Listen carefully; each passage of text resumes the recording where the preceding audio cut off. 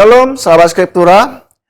Di seri renungan Skriptura kali ini kita akan merenungkan teks dari Yesaya pasal yang ke-35 ayat pertama sampai yang ke-6 dengan melihat 3 kata kunci dari bahasa Ibrani. Melalui kata-kata ini kita akan melihat bagaimana Nabi Yesaya menggambarkan karya Tuhan yang membawa pemulihan, sukacita, dan kehidupan baru bagi umatnya.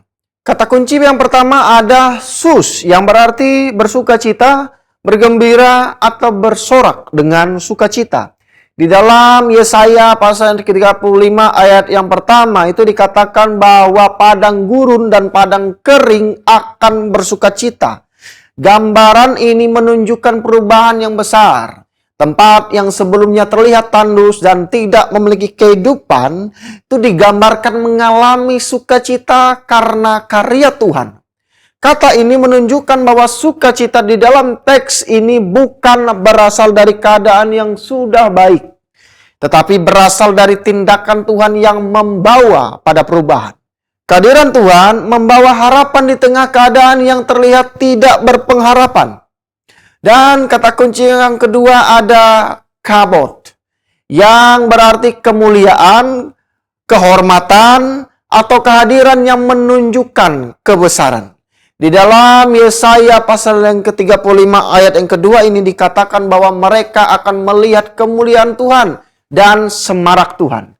Kata ini menunjukkan bahwa pemulihan yang terjadi bukan hanya perubahan keadaan dari luar, tetapi juga dari penyataan tentang siapa Tuhan. Kemuliaan Tuhan menjadi alasan umat melihat kembali harapan. Apa yang Tuhan kerjakan itu menunjukkan kebesaran dan kuasanya dalam memulihkan ciptaannya. Kata kunci ketiga ada yasa, yang berarti menyelamatkan, memberikan pertolongan, atau membawa pembebasan.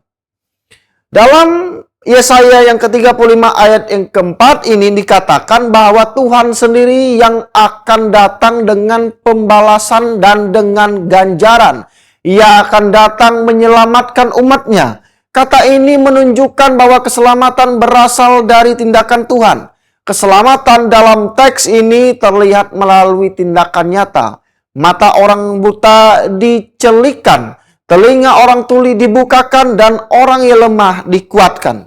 Kehadiran Tuhan membawa pemulihan yang dapat dilihat dalam kehidupan umat. Refleksi dari teks ini mengingatkan kita bahwa karya Tuhan membawa perubahan yang nyata. Padang gurun yang bersukacita menunjukkan bahwa Tuhan sanggup menghadirkan kehidupan di tempat yang tampaknya tidak memiliki harapan.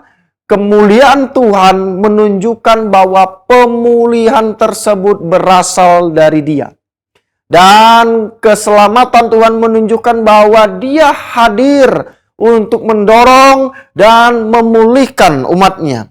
Yesaya pasal yang ke-35 ayat yang pertama sampai yang ke-6 ini tidak hanya berbicara tentang perubahan keadaan, tetapi juga tentang pengenalan umat terhadap Tuhan yang bekerja di tengah kehidupan mereka. Ketika umat melihat karya Tuhan, respons yang terlihat adalah sukacita itu sendiri. Ketika umat mengenal kemuliaan Tuhan, mereka melihat alasan untuk berharap. Dan ketika Tuhan datang menyelamatkan, umat mengalami pemulihan yang berasal darinya.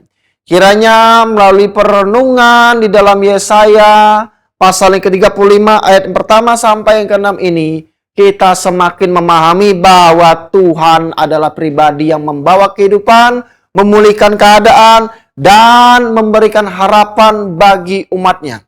Sampai jumpa di seri renungan Skriptura yang selanjutnya, dan Tuhan Yesus memberkati.